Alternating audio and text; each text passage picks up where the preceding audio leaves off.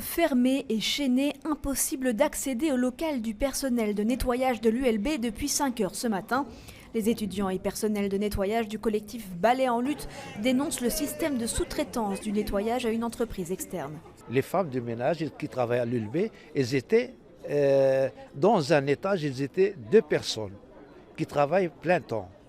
Et maintenant, il y a 2 étages pour 1 personne. Il veut des personnels des sociétés externes pour devenir moins cher. Les 80 travailleurs externes n'ont donc pas droit aux mêmes avantages que les autres employés de l'université. On veut qu'il y ait une reconnaissance et qu'en fait, ils puissent avoir les mêmes droits.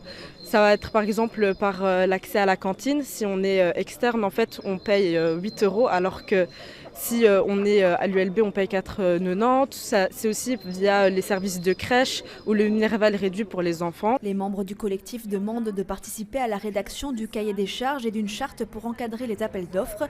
Autre problème dénoncé, la multiplication des contrôles du personnel de nettoyage. On est contrôlé quand même par notre société, on est contrôlé par les brigadiers de l'ULB, on est contrôlé par une société extérieure.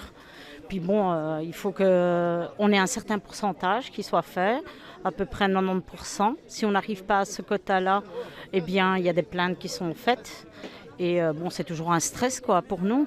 Munis de balais et de colle, les étudiants placardent des photos sur les murs de l'université. Une façon de mettre en valeur un travail peu valorisé, souvent réalisé dans l'ombre et par des femmes.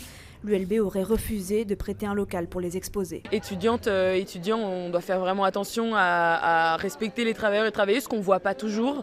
Et donc ouais, ça m'a permis de vraiment connaître un peu plus la situation des personnes qui sont plus que moi sur le campus et qu'on ne voit pas en plus et qui ne sont pas du tout considérées. Pour poursuivre l'action, le collectif rejoindra la manifestation nationale de ce jeudi.